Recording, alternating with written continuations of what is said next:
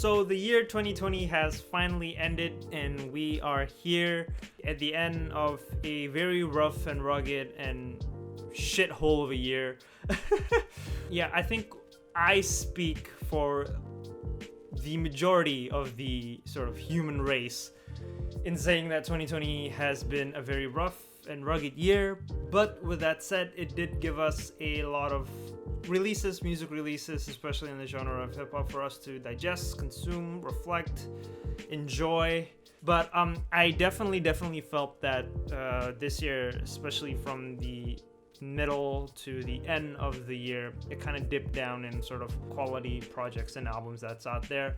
But nonetheless, it did give me 10 great albums and projects to listen to, with some honorable mentions, so here they are. Please note this is my list, my very biased opinions, so take it how you like it. But here we are, the honorable mentions. First of all, I have Flatbush Zombies with Now More Than Ever, Dua Saleh with Rosetta, and I have Medane with Full Circle. So here it is, top 10 hip-hop albums of 2020. Number 10, I have Kadeem with Passing Exchange. He is sort of the hyper, more energetic Medani or Medane. I'm really excited to see where this guy is going. I know he released another EP.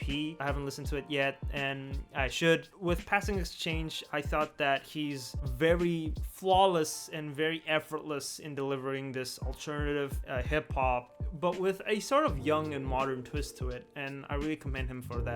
So number 10 is Kadeem with Passing Exchange. Number 9, I have Clipping with Visions of Bodies Being Burned. To me, one of their best works in a very long time. This year, Clipping came out with a very politically charged album following the whole BLM theme that was permeating all throughout 2020, and they did a fantastic job in delivering this experimental, dark, minimalistic, noisy, alternative rap album. Daveed Diggs is Daveed Diggs. He can be monotone, he can be loud and abrasive, but in this one he's very preachy, but in this sort of non-preachy manner.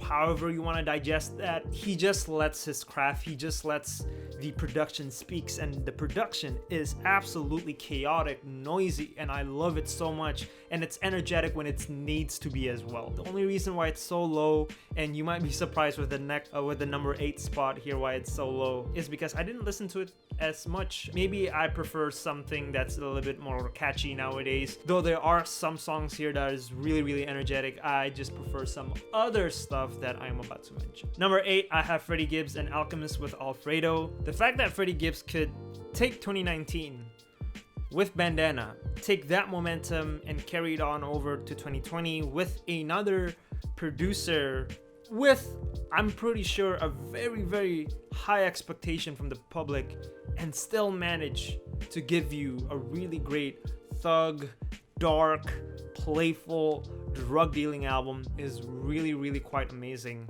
And I couldn't think of a more perfect producer to accompany him than Alchemist. Alchemist provides rappers, artists with this really smooth and dark beat that, to me, he's a lot more playful in this project with his choice of rhythm, his choice of melodies here is very playful.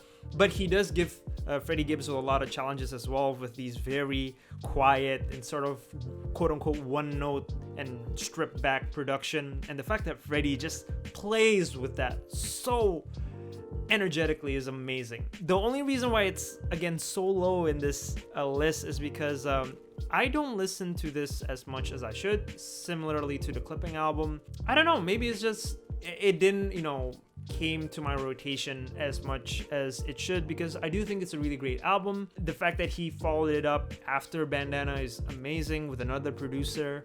But yeah, Freddy Gibbs and Alchemist with Alfredo, really great project. You should check it out. Number 7, I have Aesop Rock with Spirit World Field Guide. Yes, this is number 7. I am a huge Aesop Rock fan. I've been a huge Aesop Rock fan, I think, since high school. I didn't really like this project at first. It took me a couple of listens to actually get what he was going for in this album.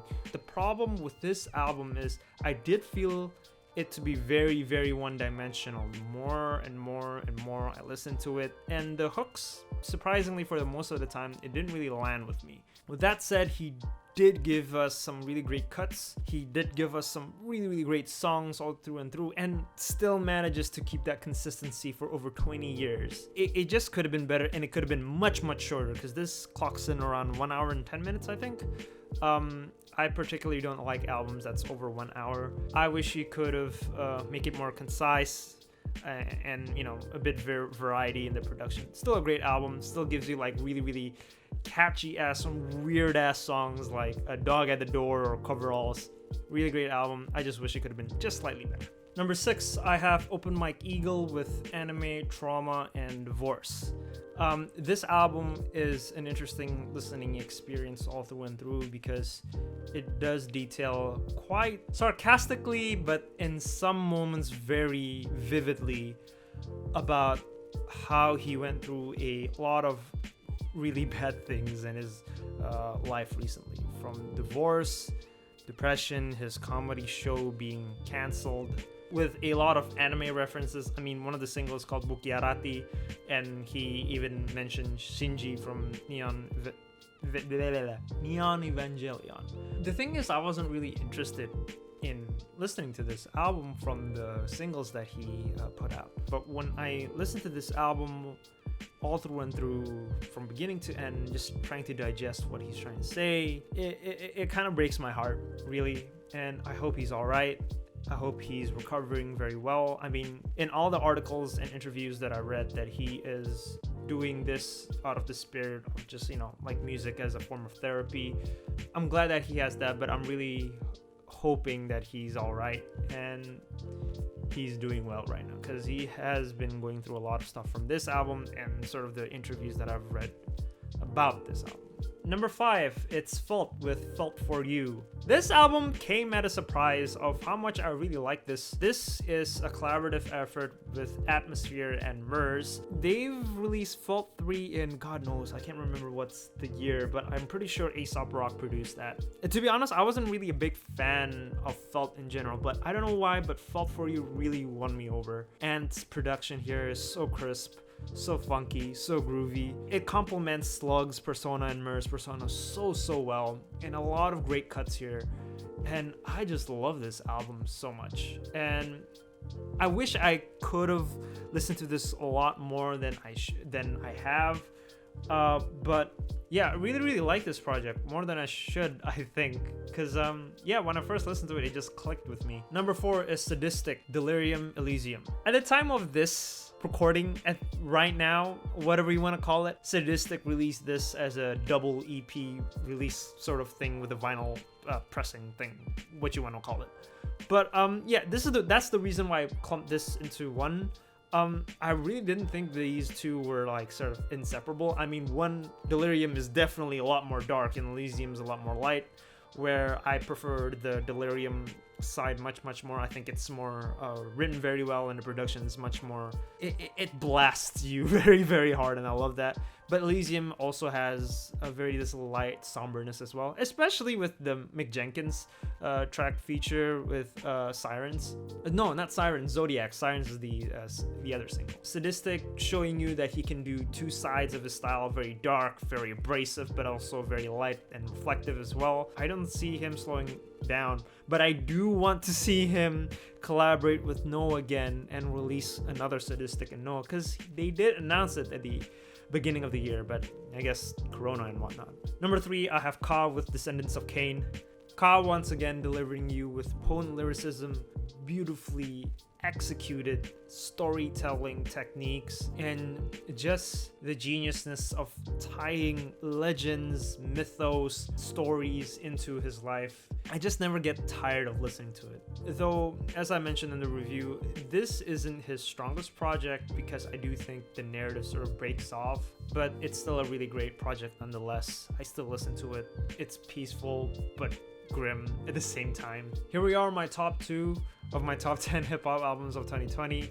These two were neck and neck and fighting for each other for the number 1 spot. They're basically interchangeable, but I think the number 1 spot just made it out of what it made me feel this year. but nonetheless, here we are.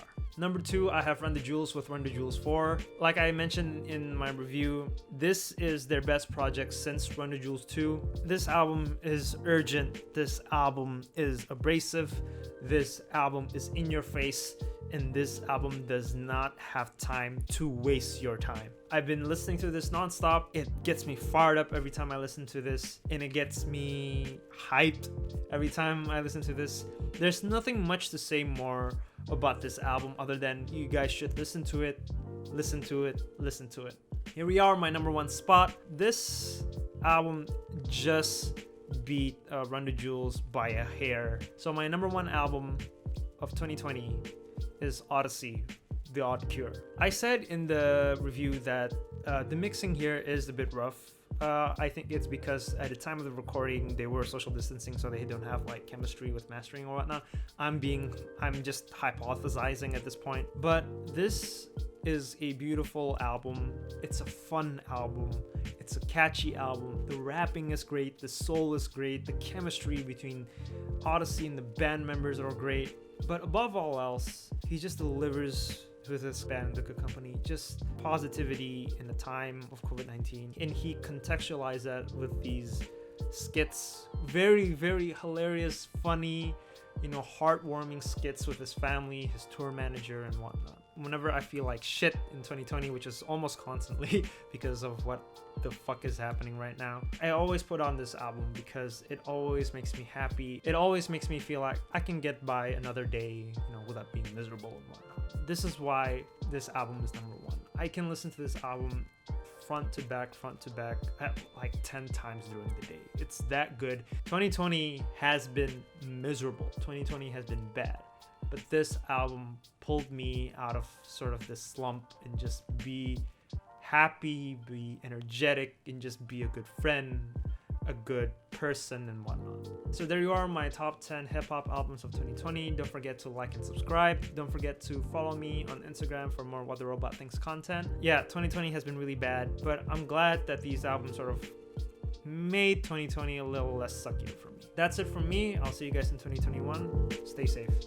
Peace.